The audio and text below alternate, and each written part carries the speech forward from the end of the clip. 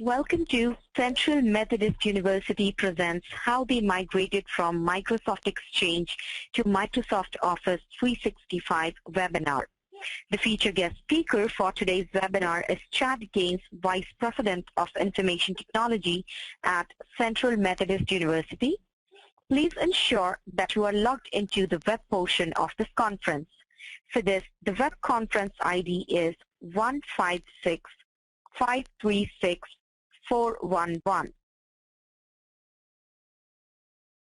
Please dial in the audio pin mentioned in the audio section of the GoToMeeting screen. At the end of today's presentation, we will be taking questions posted in the web conference questions pane. The questions pane is available in attendees controls panel.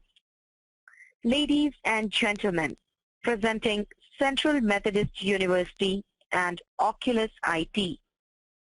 Colleagues, good afternoon. It's about 1 o'clock here in New Jersey. Welcome to today's briefing that will be mostly conducted by Chad Gaines, VP of Information Services at Central Methodist University. So that will be, again, the bulk of what we do or what we cover today. We have institutions I'd like to acknowledge from all throughout the United States, ranging from welcome to Cleveland Institute of Electronics to Van Ness College, Tidewater Community College, Colorado Christian University, Roseman University of Health Sciences, Allen University, Charlestown School of Law, and many others that I don't want to waste everybody's time to name. But welcome to everyone. The follow-on after Chad will be driven by the Microsoft team, which includes Ben for sure, because we heard Ben's voice. Will and Bridget should be on. All of these individuals represent the Microsoft O365 education solutions team. So that will be the rough trajectory of today's structure. If you have any questions, use the web conference tool. You can push the questions into that environment, and we'll try to take the questions as they come in or towards the tail end, wherever it makes sense. The ideal sort of outcome from this briefing is to learn what Chad and Central Methodist University, what their context was, what they did with the project, and what their outcomes were by moving from a premise-based Exchange environment to an O365 context. Just as a footnote, for those, many of you are existing clients of Oculus. For those that are unfamiliar with Oculus, we're not going to spend too much time on this, but we have about 400 plus clients in primarily the higher ed and peripherally the K-12 space. So we're pretty much exclusively focused on education. We service everyone from, the IVs to, privates and states and 2-year, 4-year community colleges and such. More specifically, for those of you who are interested in doing this yourself, there are a lot of institutions who wanted to do this themselves. We basically created a structure for them to do it themselves with an insurance policy, so wheels don't have to be reinvented or risk can be mitigated. And then we have a lot of institutions who have leveraged our services to, instead of a DIY, more delegate the full migration. Based on the grant program that is available to you as an educational institution, you can accomplish a full migration for less than roughly about 10 grand. Whatever approach makes sense, if it makes sense, these are the two, at least, options that that we have to support you with, and obviously the experience of having done this, many times already in the education space. With that, that's the advertisement portion of today's briefing. We're going to move at this stage to Chad and the briefing from Central Methodist University. Chad, at this stage, I'm going to kick it over to you if you want to take us through your institution and your project, that would be great. All right, thank you, Paul.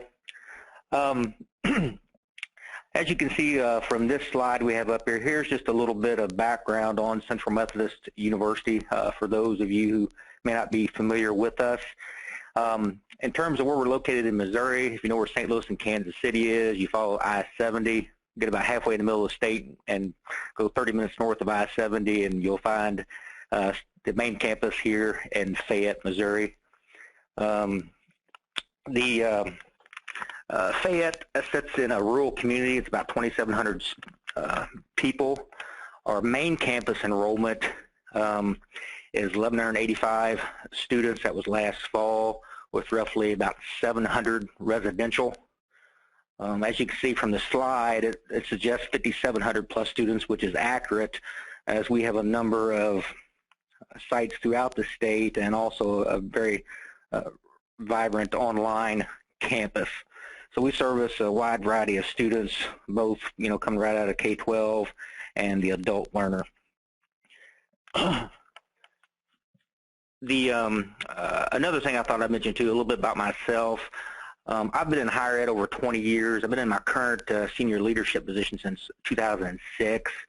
I'm a Microsoft guy at heart. We've used Microsoft products here exclusively. When you think about our environment, we have 850 plus workstations on our network. We've standardized on Windows 7, at least for now, the Enterprise Edition with Office 2013, which of course includes the Microsoft Outlook 2013 client. Faculty and staff are accustomed to accessing their email using that Outlook client. Students, on our on-premise system, they were always used to using the web-based version of Outlook with access to their email. So that kind of gives you a little bit of background, both about me, about the institution as a whole, and about our technical setup here. Next slide, please.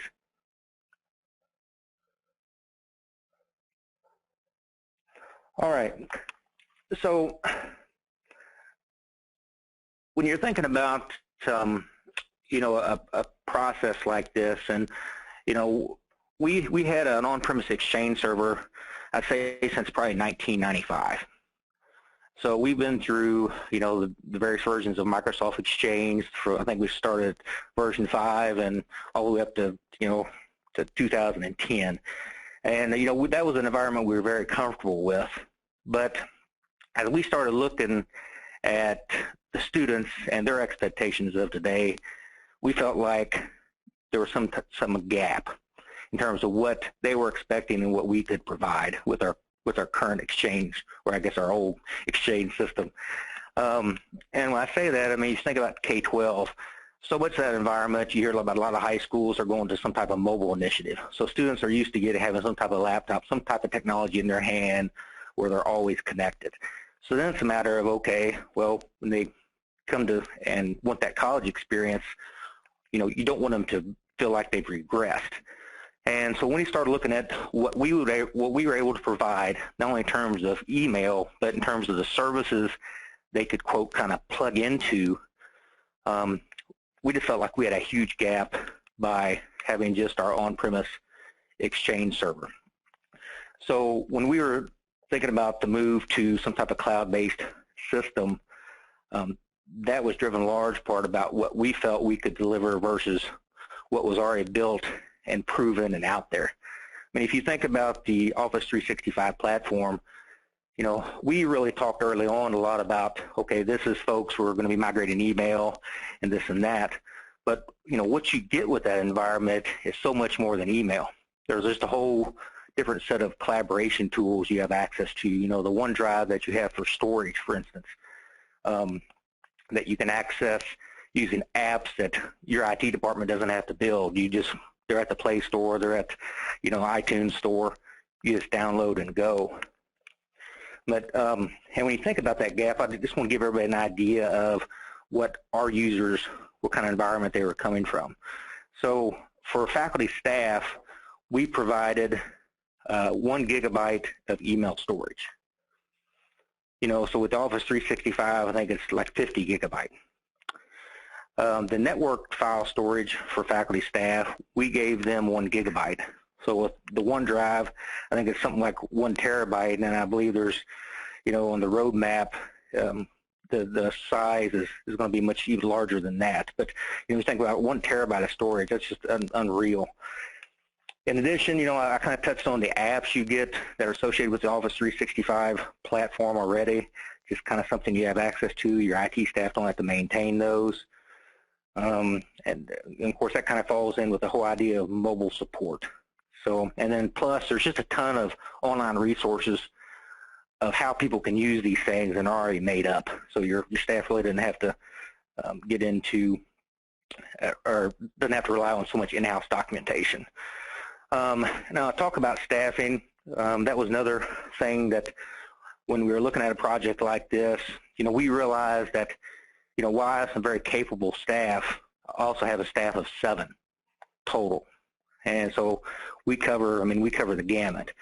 But we realized on a project like this, where email and communication is so important to people, we needed to find a partner to help move us forward and manage this project from basically start to finish.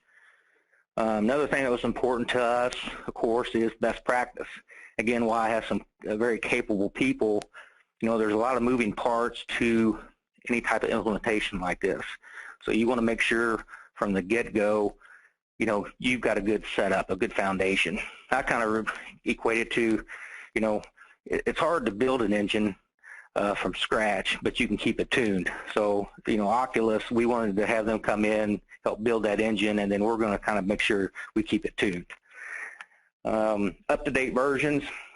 Again, I spoke to that a little bit earlier. We were running originally like Exchange version 5 and then did the several migrations.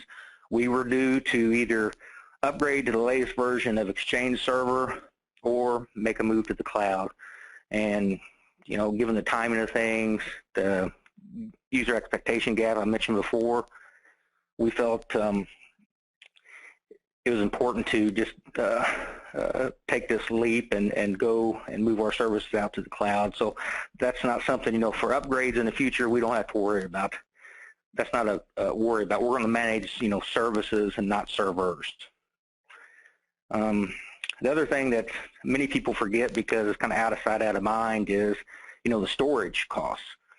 Many of you have Exchange servers, probably running those maybe on one physical server, maybe on your virtual environment. You start looking at the number of mailboxes you have, the amount of storage you're taking up, and then not to mention even your backup and all those things. There's a cost associated with that. And, around here is one of those things I kind of joked about sometimes.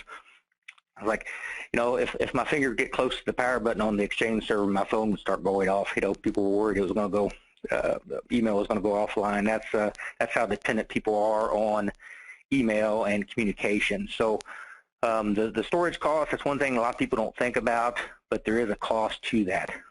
And again, the last thing I mentioned, just the large mailboxes. People with a lot of items. We were fortunate in the fact we did not have very many people that had PST files associated with them. Everything at least was housed primarily on the Exchange server, so that was a big benefit. Next slide, please. Okay, so when you're thinking about implementation options, to me it kind of falls into one of 3 categories. Well, you do it yourself, and for us that was out of the question. You find maybe a local partner. We're basically 35 minutes from Columbia, Missouri, which is a nice size town, has some capable vendors. But what we felt like after we talked with Oculus IT was we quickly realized the depth and breadth of knowledge that they have and that they actually have access to. And then, of course, the last option there is use Oculus, which was the route that we took. So when you think, well, why Oculus? Well, cost, whether we like it or not, cost always comes into play when you look at a migration like this, especially when you're trying to sell something. Many times we sit around the table and we're trying to get budget money, and it's hard sometimes to get people to cut loose of something like, well, our email's working fine. It's doing the job. Well, why we want to invest any money in doing email when it's fine? Well, that's because maybe they only see email as by itself and not the other value-added services that come with a solution like Office 365. But we felt Oculus was very cost-effective. When I talked to them originally about our implementation time frame, which I felt like we had a very aggressive one, they listened to us. We had several phone conferences. They put together a kind of a project plan from the beginning, so my staff and I could kind of have an idea of what phase was going on at what time, so we could kind of plan our communication channels on campus accordingly. Other things, like I said, I kind of touched on this earlier, just even the expert implementations. I mean, they understand, I think they have a good understanding of higher ed and the cycles in higher ed, and they obviously understand how to take an on-premise server and get it out to the cloud with what I consider a best practice setup. And, a very focused implementation. I can tell you, if somebody said, well, what was one of the challenges through this project? From us, at times it was just challenging for us to make sure we were staying on track of where we needed to be. If we had something to check or something to verify or somebody to follow up with here, making sure we got that done in time.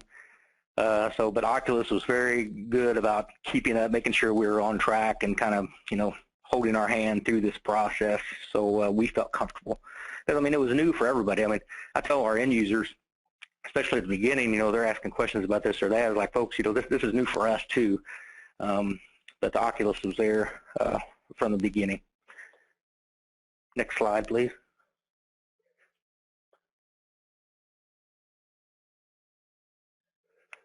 All right, so when you think about the scope of work that we set out to do, we want to look at a hybrid infrastructure setup. And so what I mean by hybrid, we had obviously an on-premise Exchange server. And it wasn't something that we felt like we could tell everybody, look, when you go home on Friday, basically you go offline, and when you come in Monday, you're going to be on Office 365. We knew we would have to kind of do this over a number of weeks and transition accounts and everything out, again, over a specified number of weeks. So that was kind of that hybrid infrastructure setup that we had. And it seemed to would have the least impact on everybody. I think we started, if I think back, we started moving out alumni first, then our student population, and then finished up with faculty staff. As you can see there, we had a number of mailboxes to move out over the course of time. We set up an ADFS server, Active Directory Federation server. Again, if you look at, for those of you maybe more technical, that kind of falls in line with that whole best practice thing I talked about earlier of having an ADFS server and a directory synchronization server in place. And of course, when we were thinking about how they authenticate with Office 365, we wanted to make sure there was a single sign-on. We wanted to make sure our Active Directory that was on-premise was still kind of the master directory, so to speak, for authentication. And then, the last one, sometimes people don't think about as much, but we wanted some kind of standard operating procedures. We knew we were moving from an on-premise environment where we were very familiar with how to provision accounts, how to add somebody to a distribution group, how to, do a number of admin type tasks. Well, with Office 365, obviously some of that is going to change. So we wanted to make sure we had some type of, standard operating procedures that we could refer to once we made the final transition. Next slide, please.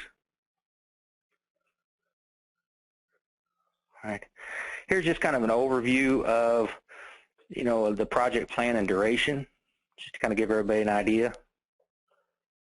Again, I had that kickoff meeting, kind of had a discovery phase. The testing piece, that was a very essential part of this process.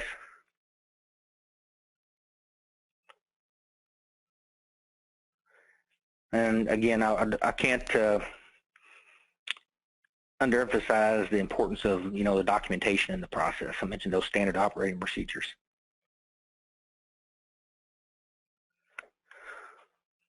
Okay, next slide, please.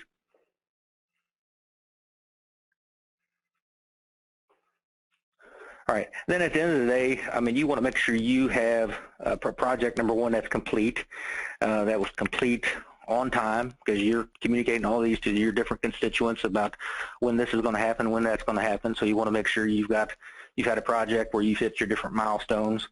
And at the end of the day, you want to make sure that you're satisfied with the outcome.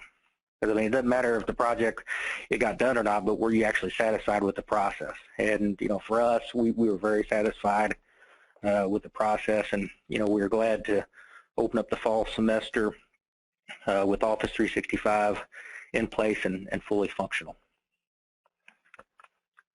Next slide, please.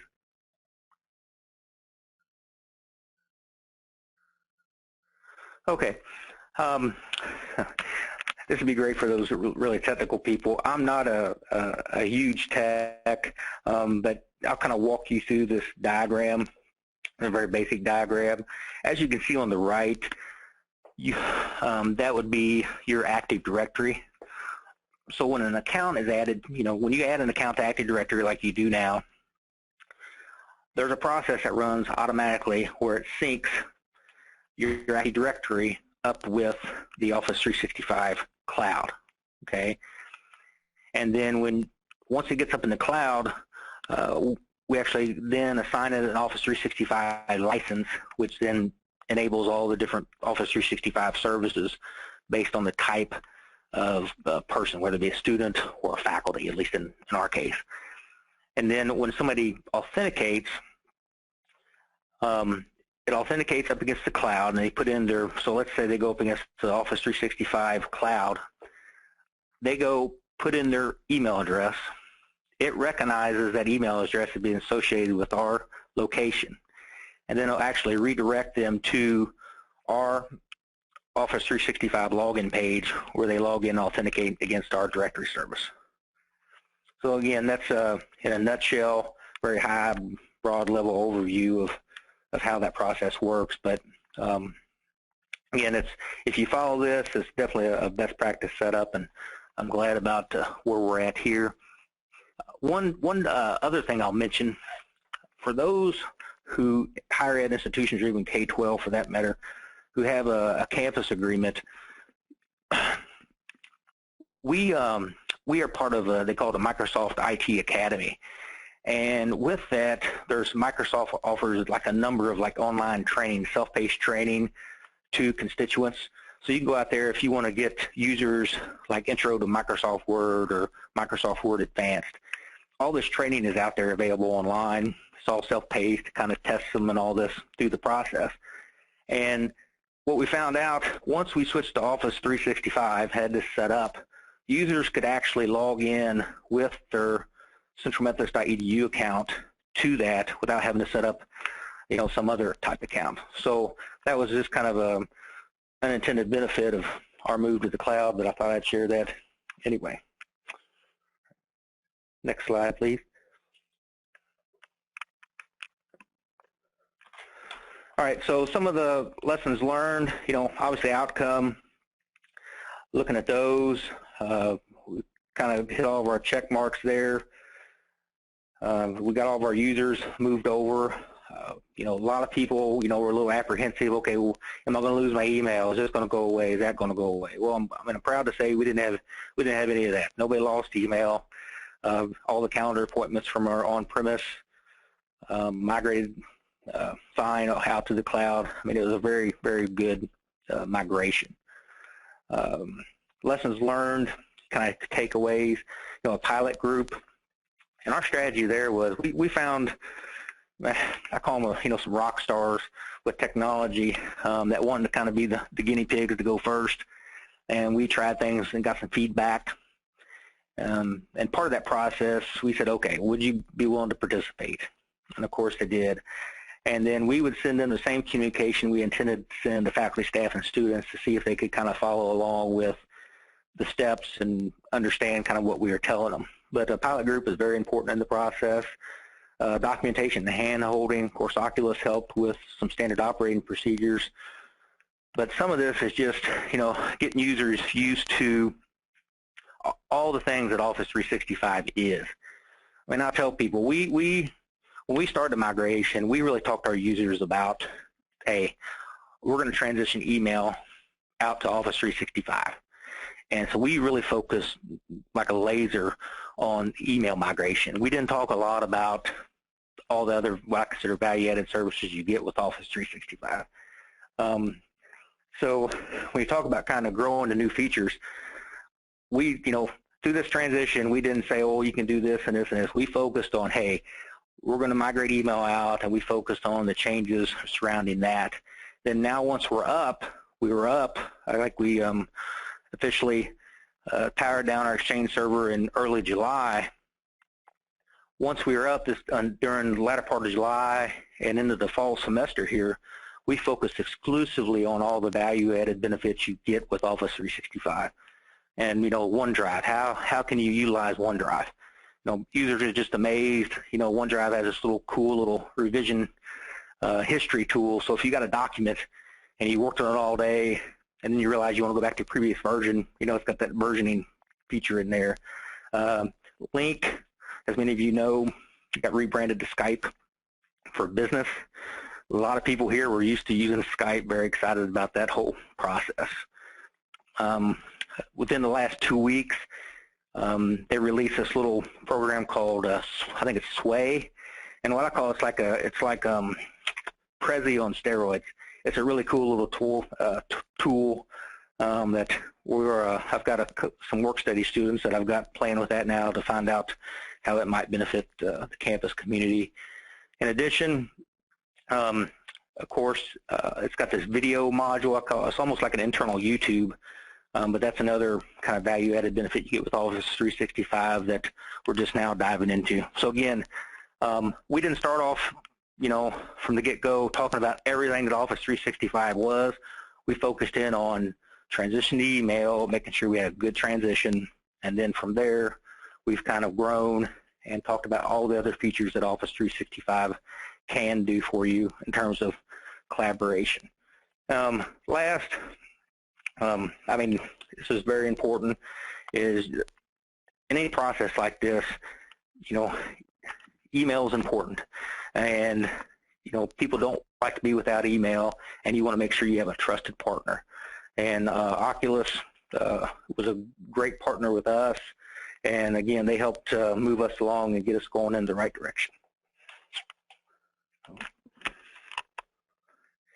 I think that wraps my portion up, unless there's questions. Great, Chad. We're going to take it from here and do a quick cut over to the Microsoft team. They're going to bring folks up to speed on some of the updates and changes on the O365 side. I'm sure some people are not as aware of the overall O365 platform and licensing. So for that context, I'm going to kick it over to Will, Ben, and or Bridget. If you guys can maybe roll from here, that would be great.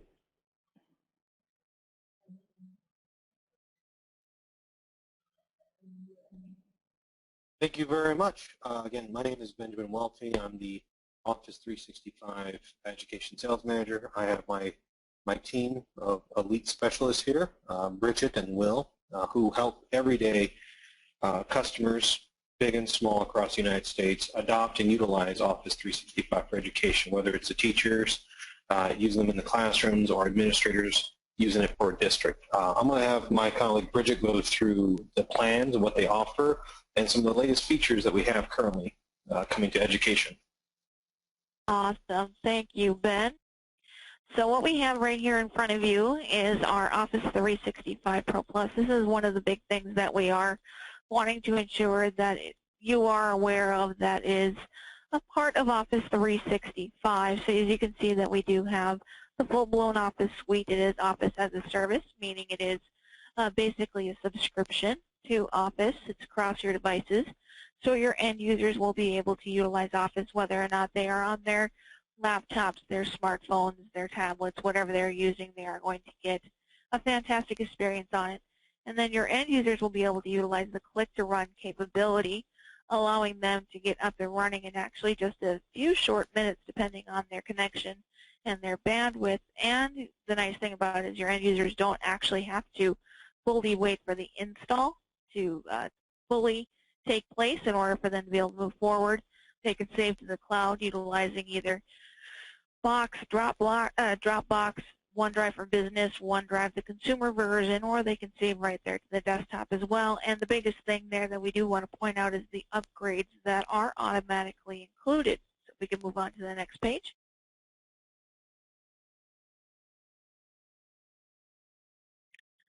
Some of you may be aware of the Office 365 Pro Plus benefit, hence why we were highlighting Office 365 first. Some of you may have known it more as Student Advantage, and may not know that it has actually expanded to faculty and staff as well. In order to take advantage of the Office 365 Pro Plus benefit, you do have to be a volume licensing customer, either on an open value or on a campus agreement. Some of you probably have one or either one on already set up with your reseller, and you will have to have your faculty and staff covered 100% with Office on your agreement in order for your faculty, staff, and students to be able to take advantage of the Office 365 Pro Plus benefit. What this will mean is your end users will be able to download and install on up to 5 of your PC or Mac machines the full-blown Office suite, and then be able to utilize the advanced capabilities of the applications that you can get from your respective app stores for Word, Excel, PowerPoint on your tablets and your smartphones. On to the next slide, please. I do want to point out that some of you may already within an Office 365 tenant, if you have one up and running, have something very similar to what I have below. Office 365 Education for Faculty. It is unlimited. It does showcase as unlimited in there. It has actually now been rebranded to Office 365 Education Plus, meaning if you do qualify for that benefit, you will have the new Office 365 Education and Office 365 Pro Plus available via self-provisioning at the website office.com/getoffice365. That is the best way to determine whether or not you are eligible for the Office 365 Pro Plus benefit. And if you were successfully able to self-provision a license, well, all of your end users will be able to do so as well. And they will be available in your tenant for you to be able to assign to your end users, whether they are faculty, staff, or student. I do want to point out, however, that these are for the active members of your organization. The Office 365 Pro Plus benefit does not extend to your alumni. On to the next slide, please. We've made a very big change in Office 365 for education within the last few days. As of September 1st, we have created a whole new SKU for everyone. You may have known them previously as the A2, A3, A4 SKUs, and then known as E1, E3, and E4. Well, we now just have a single SKU. Office 365 Education. What this does is it's basically the best of E1 and E3 all combined together into a free SKU, with the exception of, as you can see below, Office 365 Pro Plus. There is still a cost for that.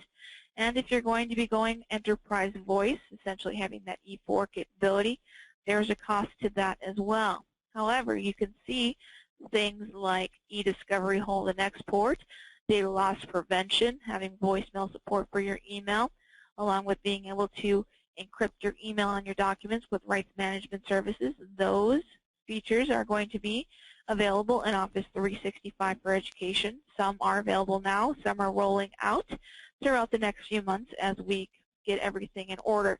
For the rights management services, you will have to get a $0 SKU added onto your agreement from your reseller, and they do have that available. So if you're looking to get that piece, certainly reach out to your reseller to get that added on as soon as possible.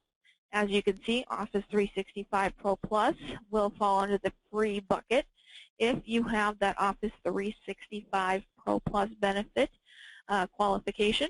So make sure that is something that you talk to your reseller about or your Microsoft account manager to see whether or not you qualify for that benefit.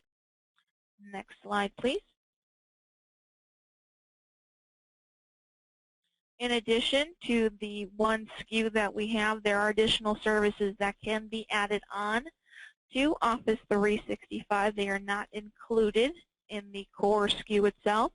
So we have Power BI for Office 365 if you're looking at a business intelligence solution, something to help you analyze your data. It's great for your professors to see what classes are actually more active than others, and also a great way for your registrar to see where your students are coming from, who is coming from what state, the vast majority of your student population.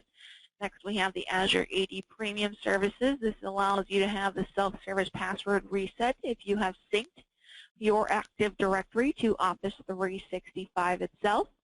We have Visio, which is a subscription version of the diagramming software. So much like Office 365 Pro Plus in that regard, there is Visio. And then we have Project as well, if you're needing a subscription version for the Project Professional client. These are, again, additional services that do need to be added on extra to the base SKU itself. So if you're looking for these features, certainly do talk to your Microsoft account manager or reach out to your reseller. If you do have any questions, don't quite know who your Office 365 account manager is, you can certainly reach out to my team at o365edu@microsoft.com. Again, you can certainly reach out to myself, Will, Ben, and then a couple other of our team that are not on the call today at o365edu@microsoft.com. And I will hand it back to Oculus IT. Team, that was really helpful, and those updates are significant changes in terms of what education is getting significantly more value out of the O365 restructuring. Oculus is set up as a Microsoft AER, which is Authorized Education Reseller. So however we can assist in obtaining licensing at the best possible costing, that's always in the interest of our clients and our higher ed and K-12 institutions. I wanted to, again, point out that a lot of you want to do this on your own. You have strong Microsoft shops. You can roll your Exchange environments on your own. You understand identity and have the ability to even execute hybrid or ADFS migration on your own. It wouldn't hurt to have us do a few things.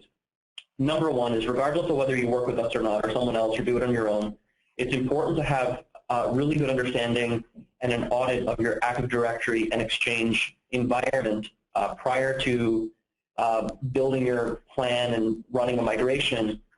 There are issues that we've seen. I'm going to have Ashish, who was involved in the Central Methodist project, talk a little bit about some of the things that we tend to find, not always, but tend to find, and it's important to try to clean it up prior to a migration so that the design and then the actual migration is a more smooth process. Ashish, do you want to comment on some of the things that we tend to see in our AD or an Exchange audit? Yeah, so thanks, Bish. So for example, like when we are setting up stuff for migration, and let's say you are running Exchange 2K7 and you want to migrate, and you need 10 or 13 as a middleware to do the migration. Now, these things we generally don't plan when we don't do the audit. So that's one of the learning lessons which we adopted going forward, that okay, we need to have a middleware server to ensure that we take a smooth transition from Exchange 2K7 to 2K3 to O365. Couple of areas where we did a detailed and made a cleanup in the AD, because there were good amount of deleted accounts or the corrupted accounts were sitting, and we faced a huge problem while setting up the ADFS environment. So those things really help us to ensure that we clean them before we even plan out our exact project management to execute the implementation phase.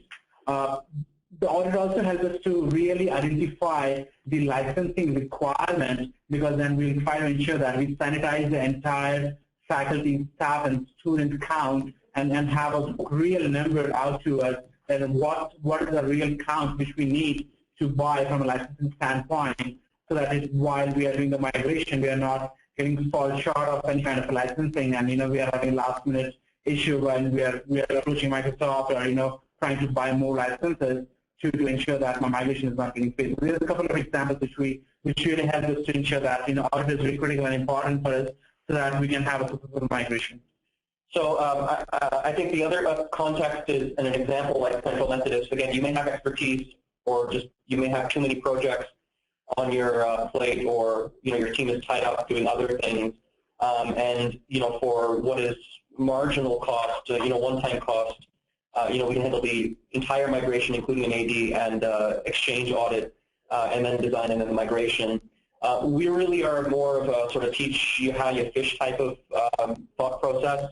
So we'd rather sort of like migrate the first 500 mailboxes and then let you do the rinse and repeat, because then you at least have ownership of the overall process and migration instead of it being a black box, so you can run with it after the project and maintain it on your own.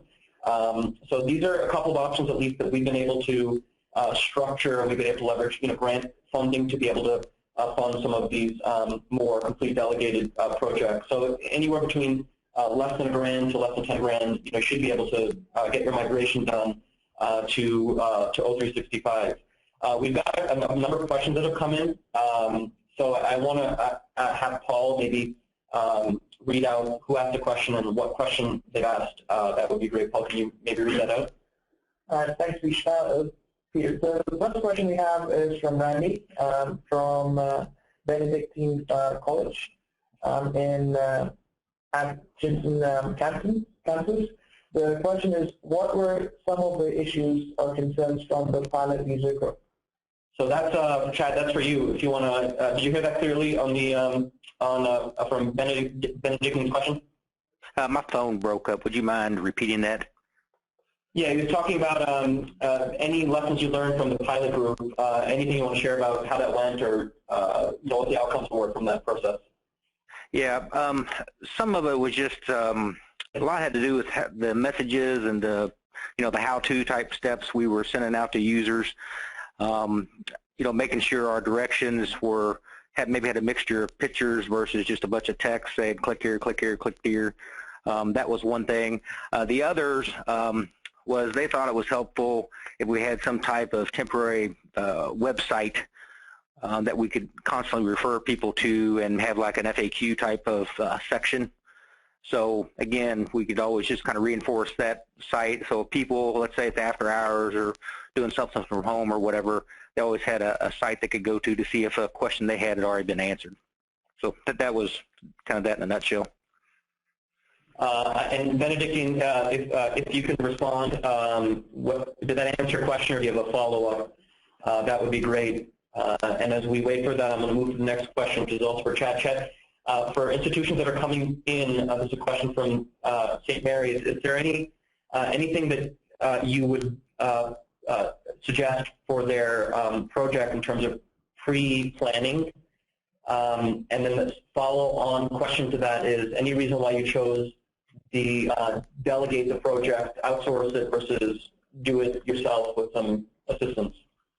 Sure. So I think there's naturally two parts to that question. In terms of, I'll tackle that last part first. In terms of why we chose to delegate that out, again, we're looking at a staff of 7 with 5,200 plus students. We typically have a kind of high-octane project list to begin with, and our situation was probably even compounded more by the fact we're going to plan on finishing up a brand new 24,000 plus square foot building, and of course it was a science-related building, so a huge amount of technology to go into that. So we really felt like we needed to find a partner to help kind of augment our staffing that could make sure that we would stay on track, move this along, whereas my staff go home, generally we're 8 to 5 shop, okay? Oculus, they've got people that, work at varying hours of the day. So stuff is going to be moving even though maybe we weren't actually totally focused on that. So really it comes down to staffing what other projects we had. So, and What was the first part of that question? Could you repeat that?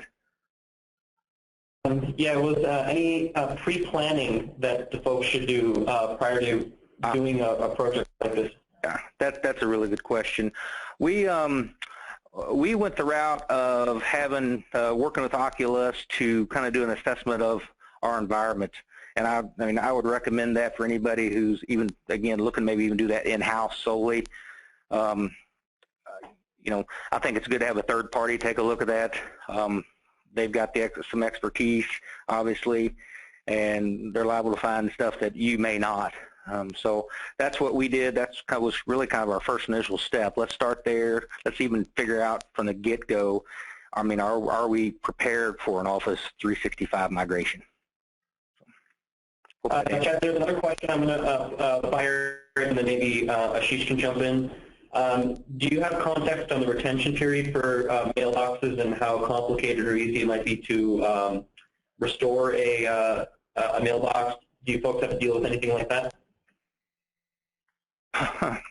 Actually, I had that happen to one of my staff's accounts, and really the way it works, so you provision an account in Active Directory, and you wait for the synchronization process to take place. And then once you sign an Office 365 license, that's when the mailbox gets associated with that account. Or in this particular case, somebody disassociated an Office 365 license with that account. And I don't know the exact retention period, but I do know that we found it out in time. We assigned the license back, and the user didn't lose any email. So, but I'll let maybe somebody from Oculus talk about the more technical side of that and on the retention period. Cool. Ashish, you want to maybe add a little bit to that? Yeah, sure. So by default, the retention period, yeah, you need to have a valid license for that, but then by default, the retention period is set for 30 days, but it can go as high as 5 years to 7 years to adhere to the compliance requirement. And then the process to restore will be pretty straightforward. Like, you know, anybody who has basically on the admin console of O365 can log into the console and just restore the mailbox from the archive. And it should be pretty straightforward, and you don't have to really go to the command shell or the PowerShell to do the activity. Very good. I hope Benedict, and thanks for that response. It looks like Chad did address your question. Randy, thanks Randy for that from Benedict. Chad, any complexities on the end user devices or training or anything, you know, non-technical, like more communications and functional issues that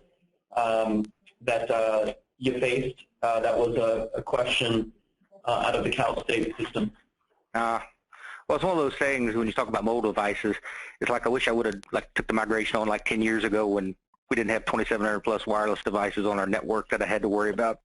But all in all, it went well. We hung the mobile address, so people naturally, you have students, well, faculty, staff for that matter, but a lot of people sync their email, calendar stuff with their phone. And so that was one thing we really had to work hard at promoting early on, because that address where they need to be pointed had to change. So we did some kind of email type campaigns. We hung flyers around. We have these beautiful digital displays around campus. We tried to market it there just to make sure people knew. And then we actually worked with the residence life staff just to make sure people were informed.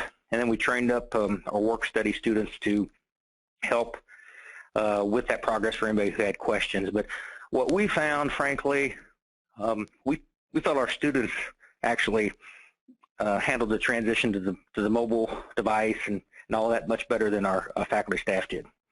So they required less hand-holding.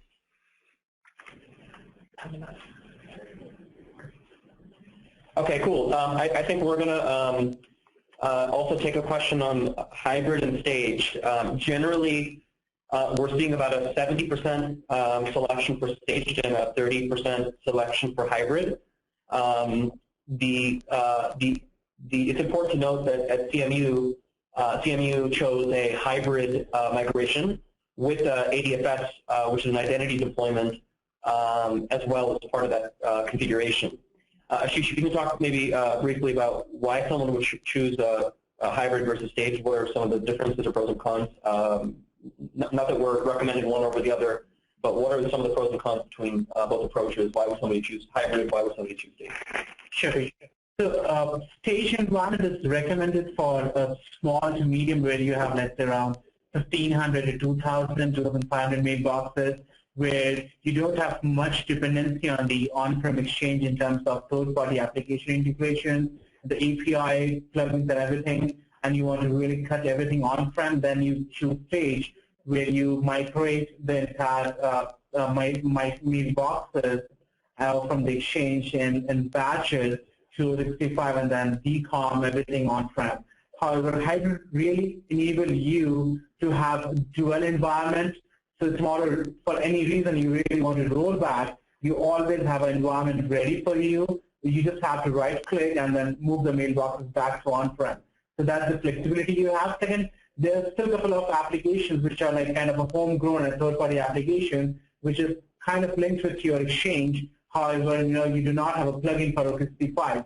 So in those scenarios, it's always recommended to have a hybrid environment so that you are not getting out of the picture for those application standpoint, and you are also migrating everything to the cloud. A couple of people also choose to have hybrid because they want to keep the VIP mailboxes like the CIO or the president's mailboxes on-prem, and that's how they want to keep all these selected mailbox on-prem, and then the remaining 95 or 99% of the chunk to the cloud. So different migration approach depend upon your actual requirement and how you want to proceed with the migration. So we don't have one go over other, but then it purely depends upon what kind of requirement comes out, and then we recommend whether a hybrid is a best suited example or a stage is the best suited solution for any institute. Great. And then, Chad, does that follow suit for why you guys chose a hybrid migration, or anything else you want to add to that? No, I think he nailed it. Okay, very good. I'm going to pause here and see if there are any other questions that come in. There are a couple questions that are very, very specific to your Active Directory forest and OU structure. We'll take those offline. We're going to suggest for those that want to leverage any of our programs that we do a more drill-down meeting on your context of what you're trying to achieve with our architects, and then we can outline what may work best for your particular context as really the key action item. And you can work with the person, Tiffany, Paul, whomever invited you to this party in terms of follow-up. But I'd like to take a moment to appreciate, Chad, thank you for your time. We appreciate the time that you've taken out of your schedule right in the middle of back-to-school week to share your experiences with all of your colleagues from throughout the U.S. Thank you so much for that, Chad.